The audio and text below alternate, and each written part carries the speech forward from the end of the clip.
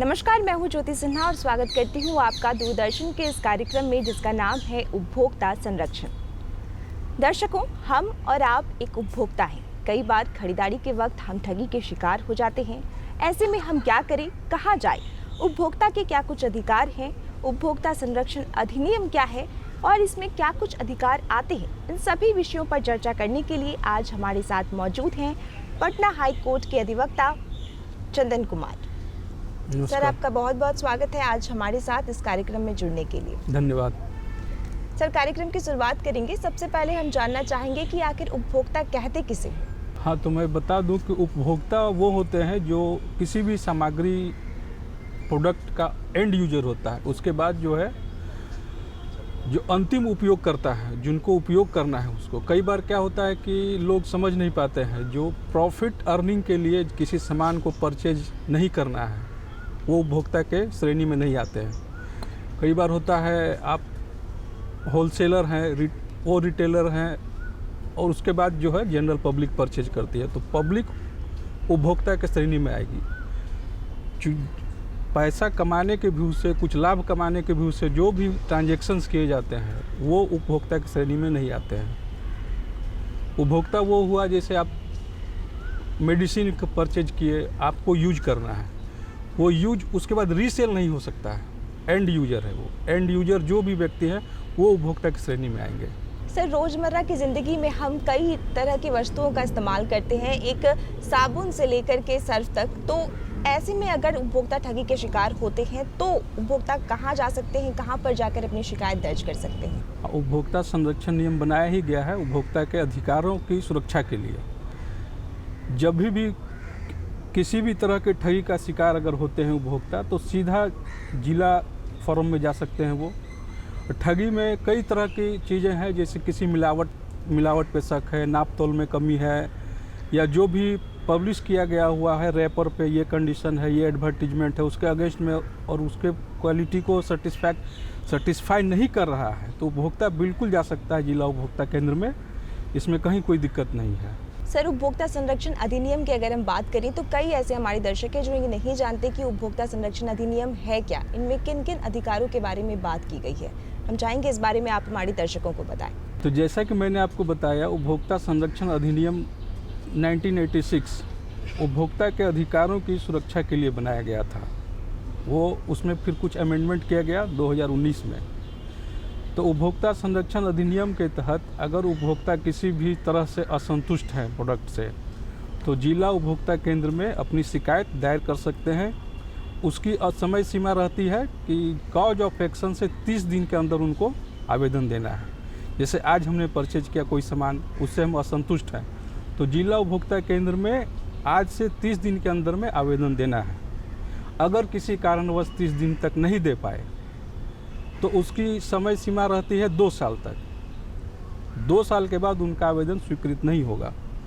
2 साल के अंदर ही उनको आवेदन देना है। इन एक्सेप्शनल केस, अपवाद की स्थिति में अगर जिला उपभोक्ता फोरम के कमिश्नर संतुष्ट होते हैं कि ना इनके पास सही कारण है, 2 साल तक नहीं आ सके, तो उनकी शिकायत 2 साल के बाद भी सुनी जा सकती है।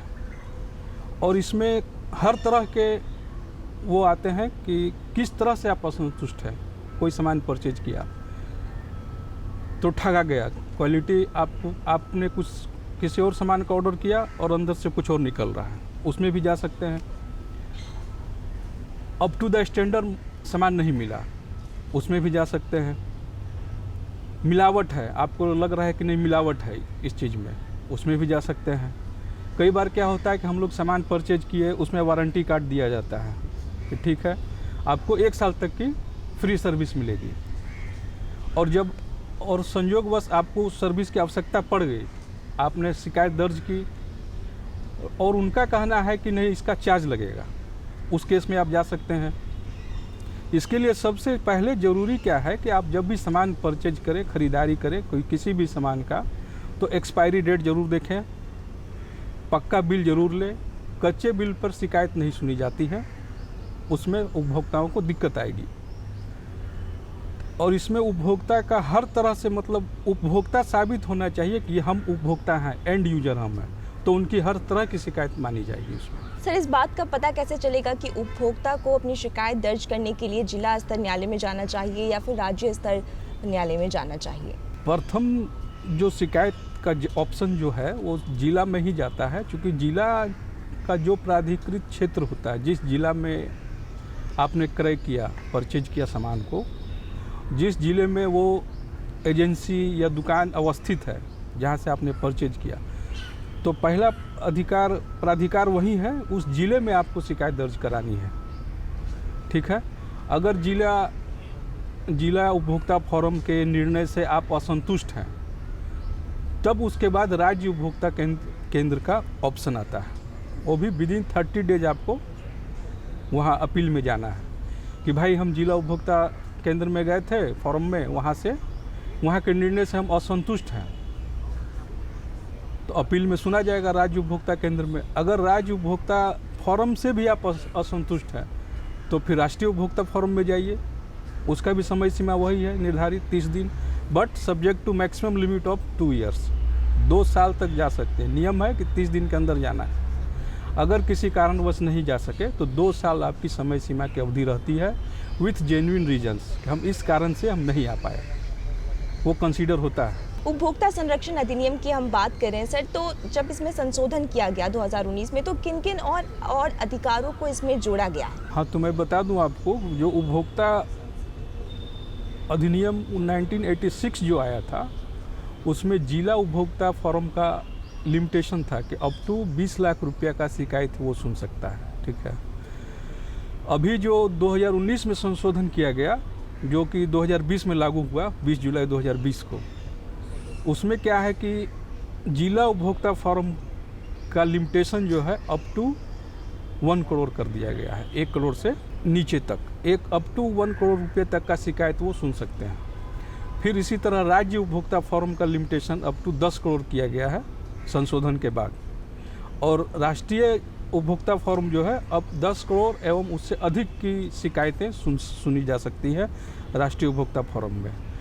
जहाँ तक अधिकारों की बात है, अधिकार में बहुत ज़्यादा वो नहीं किया गया है, सम्मिलित नहीं किया गया है, क्योंकि सारे अधिकार, उपभोक्ता के सारे अधिकार को उसमें ले लिया गया था 1986 में ही। अभी एक नया चीज़ लाया गया है आपको 2020 वाले में कि आउट ऑफ कोर्ट जो है, out of court both the parties अपने डिस्प्यूट को रिजोल्यूशन कर सकते हैं। उसके लिए ADR लाया गया है, अल्टरनेटिव डिस्प्यूट रिजोल्यूशन, कि आप कोर्ट के बाहर बैठ करके आपस में सुलझा लीजिए मुद्दा को, क्या है, क्या शिकायत है आपका, और वो दूर कर सकता है अगर एजेंसी जहाँ से शिकायत है, जिससे शिकायत है। तो सभी लोग के लिए सुविधाजनक है, कोर्ट के लिए भी सुविधाजनक है, फोरम के लिए भी सुविधाजनक है, पब्लिक के लिए भी सुविधाजनक है, और समय की बचत होती है उसमें। ये एक नया बहुत अच्छा चीज़ इंट्रोड्यूस किया गया 2020 के संशोधन के बाद। सर, आपने बताया कि इस संशोधन में ADR को जोड़ा गया है, लेकिन इसी के साथ में ई-कॉमर्स की चीज़ों को भी जोड़ा गया है, क्योंकि आज के वक्त पे लोग ऑनलाइन शॉपिंग काफ़ी ज़्यादा कर रहे हैं। लेकिन ऑनलाइन शॉपिंग करने वक्त कई ऐसे उपभोक्ता हैं जो ठगी के शिकार हो जाते हैं, ऐसे में उन्हें क्या करना चाहिए? क्या होता है कि जब ऑनलाइन परचेज किया जाता है तो जनरली क्या है कि पब्लिक बहुत ज़्यादा फोकस नहीं रहते हैं, तेज़ी में अपना अच्छा ये एडवर्टीजमेंट देखा, उसको सेलेक्ट किया, टर्म कंडीशन आता है, बिना पढ़े टर्म कंडीशन को आई एक्सेप्ट, ऑर्डर दे प्लेस कर दिया। नहीं, कंज्यूमर को पढ़ना चाहिए कि इस प्रोडक्ट का अगर हम ऑर्डर प्लेस कर रहे हैं तो उसका क्या कंडीशन है, क्या क्राइटेरिया है। पहला चीज़, बिना पढ़े कभी एक्सेप्ट नहीं करना चाहिए। उसमें क्या अंदर में लिखा हुआ है ये तो आपको पता नहीं है, बाद में आप किसी मुसीबत में फंसते हैं तो वो उसी कंडीशन को प्रोड्यूस करेगा कि आपने एक्सेप्ट किया, यू हैव एक्सेप्टेड इट, फिर आप कुछ नहीं कर पाएंगे। दूसरी चीज़ क्या है कि ऑनलाइन कभी भी भुगतान करने से पहले आप अपने लैपटॉप, अपनी मोबाइल से ये सब काम किया करें ताकि सुरक्षित रहेगा। कभी भी पब्लिक प्लेस पे या साइबर कैफ़े में जा कर के इस तरह का काम नहीं करें जिस कंप्यूटर को कोई दूसरा यूज कर सके बाद में, क्योंकि जनरली क्या होता है लोग देख नहीं पाते हैं। एक सेव का ऑप्शन आता है, जब अप्लाई आप कर रहे हो, काम कर रहे हो इंटरनेट पे, तो एक गूगल का ऑटो सेव आता है, पब्लिक उसको क्लिक कर देती है, सेव हो गया। जब आप कंप्यूटर छोड़ेंगे साइबर कैफ़े में तो दूसरा जो ऑपरेटर है वो उसके पास वो पासवर्ड उपलब्ध है, आपकी कार्ड डिटेल्स, आपकी OTP, वो आपके कार्ड का मिसयूज कर सकती है। दूसरा चीज़ क्या है कि ऑनलाइन आपने परचेज कर लिया, सब कुछ सही है, प्रोडक्ट आ गया, आप प्रोडक्ट से असंतुष्ट हैं, तो जिस पोर्टल से आपने परचेज किया है तो आपको ये देखना चाहिए कि वो रजिस्टर्ड है कि नहीं है प्रॉपर। अगर रजिस्टर्ड है तो आप आगे बढ़ें।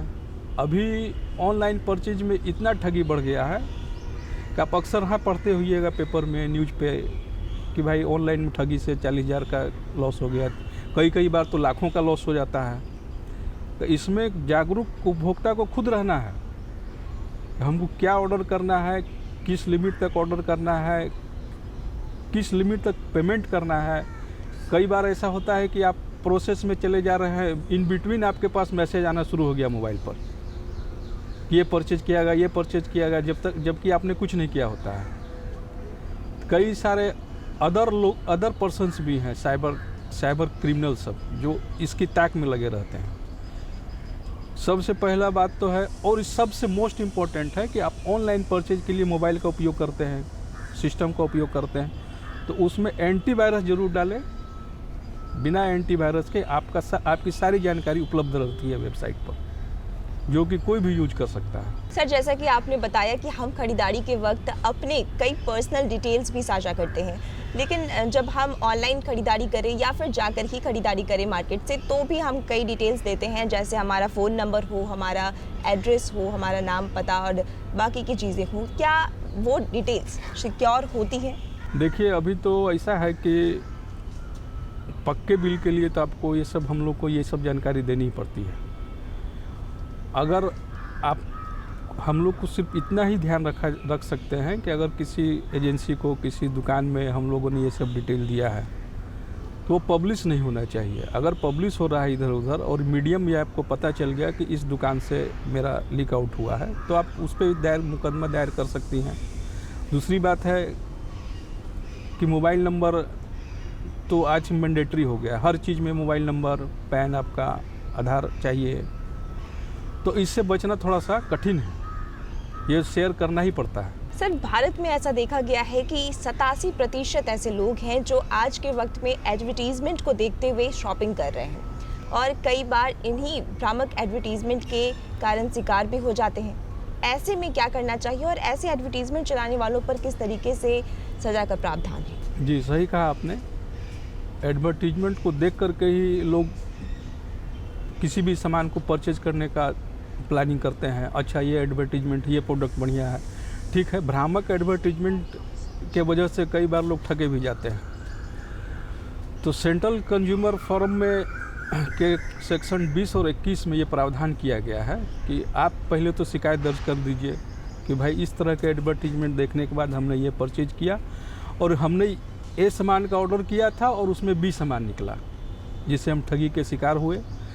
तो लेकिन अब वो शिकायत का प्रोसेस वही रहेगा, जिला to state to national.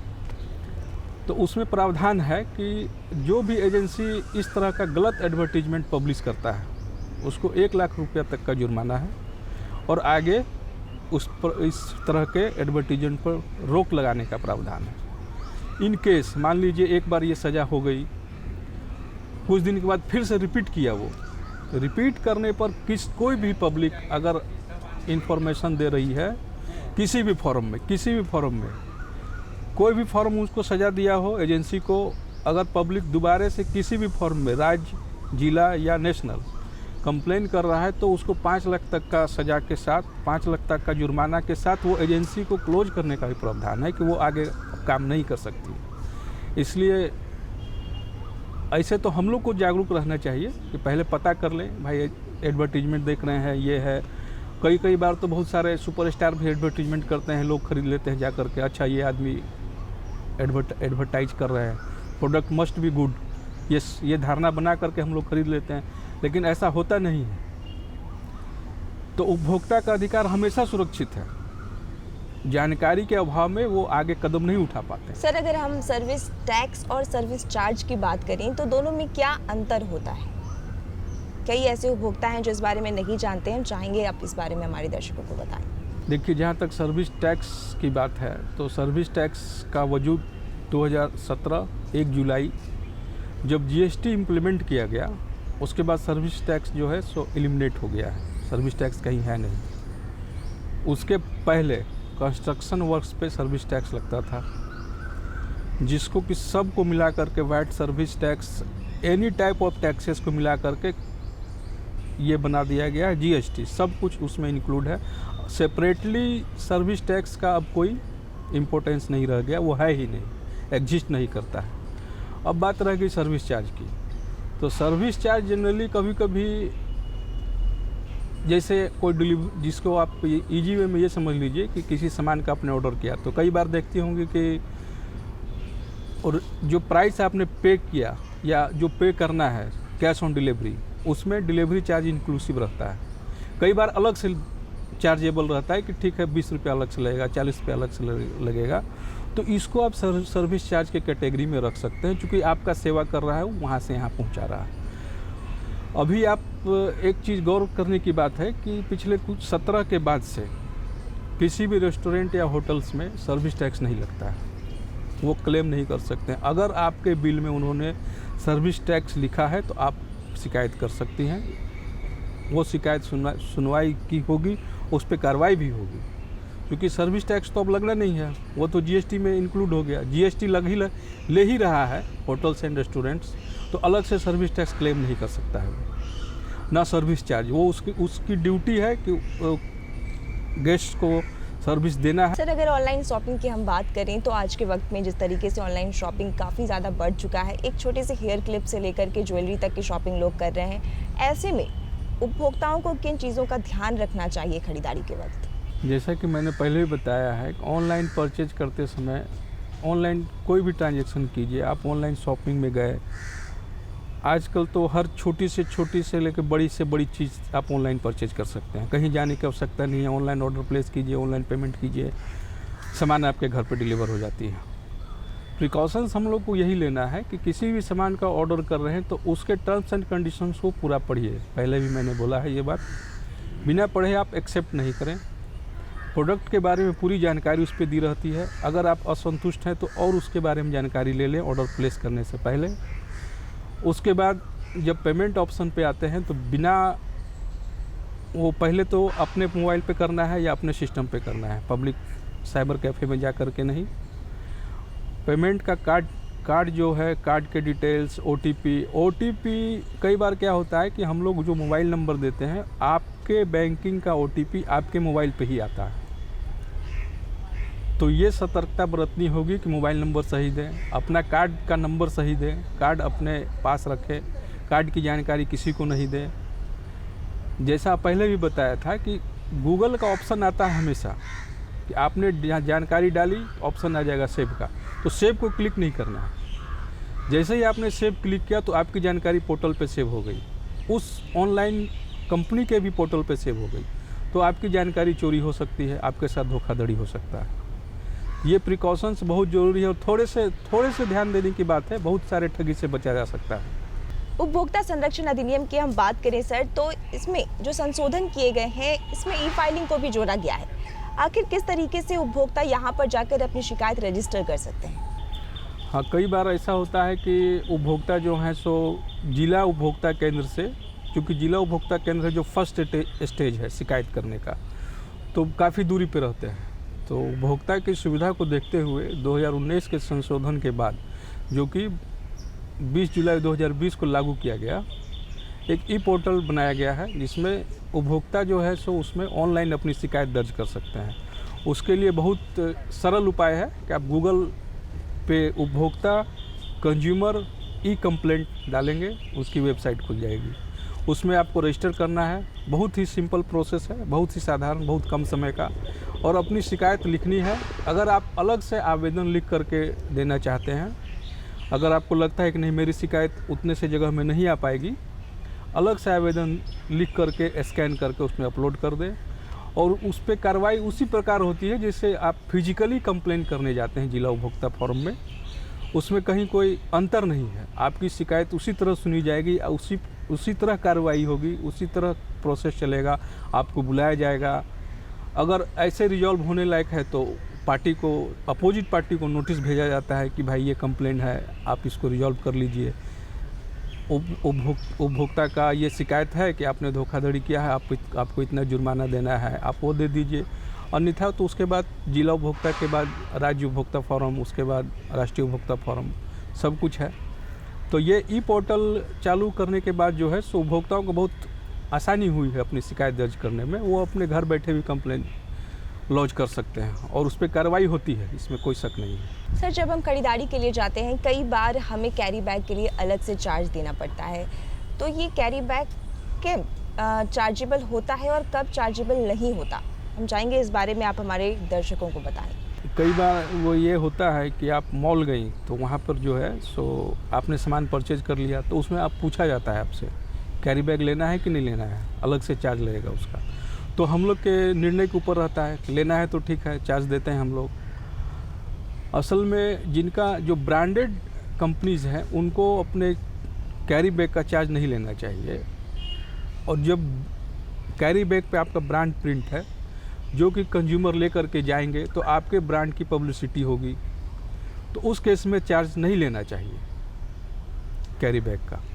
Generally हम लोग को भी ध्यान रखना चाहिए कि अपना कैरी बैग लेकर के ही चलें, क्यों पैसा दें उसका अलग से। आजकल तो ये ट्रेडिशन हो गया है, आप मॉल में इन कर गई, आपने सामान परचेज कर लिया, तो आज ऑलमोस्ट 100% मार्केटिंग कॉम्प्लेक्स में जो है ये प्रचलन है कि एट द एंड आपको कैरी बैग का चार्ज देना ही पड़ता है। आपको आइडिया नहीं है आप कितना सामान परचेज करेंगी, ज़रूरत से ज़्यादा हो गया, आउट ऑफ आप जो कैरी बैग लेकर के गई हैं उससे ज़्यादा हो जाएगा तो आपको लेना ही होता है। हालांकि मेरा अपना मानना है कि कैरी बैग चार्जेबल नहीं होना चाहिए।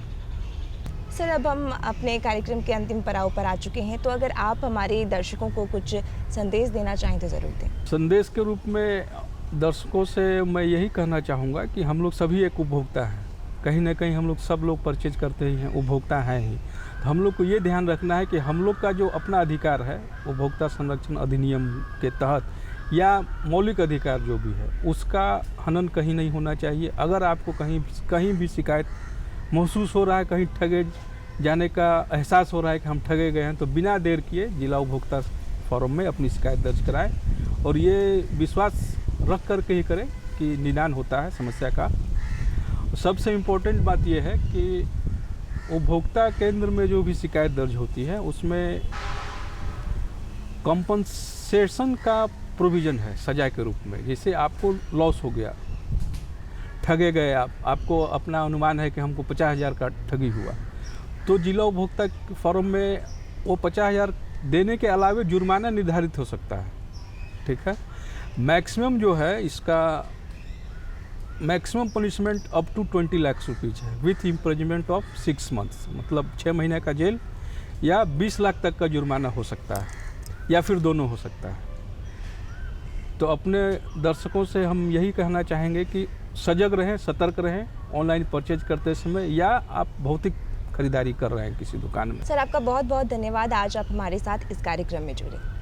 दर्शकों, आज के इस अंक में हमने बात की उपभोक्ता कौन है, उपभोक्ता संरक्षण अधिनियम क्या है, इस अधिनियम के अंतर्गत उपभोक्ताओं को क्या कुछ अधिकार दिए गए हैं। अगले अंक में हम फिर मिलेंगे एक अलग विषय के साथ। तब तक के लिए मुझे यानी ज्योति सिन्हा और मेरी पूरी टीम को दीजिए इजाज़त, पर आप देखते रहिए डीडी बिहार। नमस्कार।